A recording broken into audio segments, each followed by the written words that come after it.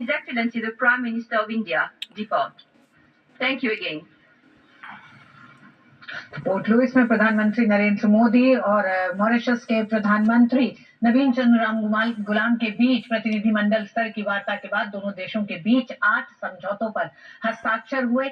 इसमें कई समझौते बेहद अहम हैं। दोनों देशों के बीच समझौता ज्ञापनों पर आदान प्रदान में सेंट्रल बैंक ऑफ मॉरिशस और आरबीआई के बीच समझौता शामिल है। क्रेडिट फैसिलिटी एग्रीमेंट को लेकर सहमति बनी है। इंडियन नेवी और मॉरिशस पुलिस के बीच समझौता हुआ है और एमएसएमई के क्षेत्र में भी भारत और मॉरिशस के बीच समझौता हुआ है।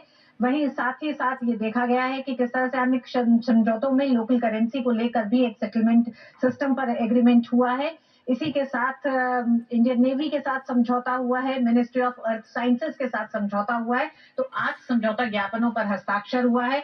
इसके बाद मॉरिशस के प्रधानमंत्री ने भारत के प्रधानमंत्री की नेतृत्व क्षमता और उनके नेतृत्व में मॉरिशस में जो विकास हुआ है उसकी सराहना की। साथ ही साथ उन्होंने कहा कि यह सहयोग आने वाले समय में आगे बढ़ता जाएगा। प्रधानमंत्री नरेंद्र मोदी ने जिन बातों को इस मंच से रखा, दोनों देशों के सहयोग को आगे बढ़ाते हुए बताते हैं, उन्होंने कहा कि पिछले 10 वर्षों में रिश्तों में नए आयाम जुड़े हैं। उन्होंने उन तमाम क्षेत्रों का जिक्र किया जिन्हें लेकर भारत और मॉरिशस के संबंध आगे बढ़ रहे हैं। दोनों देशों के रिश्तों ने कई कीर्तिमान स्थापित किए हैं। प्रधानमंत्री ने अपने संबोधन में कहा, उन्होंने कहा कि रक्षा, शिक्षा, स्वास्थ्य से लेकर हर क्षेत्र में एक दूसरे के सहयोग को लगातार भारत और मॉरिशस आगे बढ़ा रहा है। साझी संस्कृति और मूल्यों से भी जुड़े हुए हैं। दोनों देशों के संबंध हर क्षेत्र में कंधे से कंधा मिलाकर चल रहे हैं।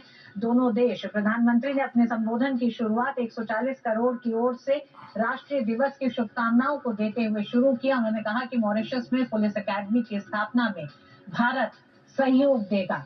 साथ ही प्रधानमंत्री ने पिछले 10 वर्षों में मॉरिशस के विकास में भारत के सहयोग का जिक्र किया। उन्होंने कहा कि जन केंद्रित योजनाओं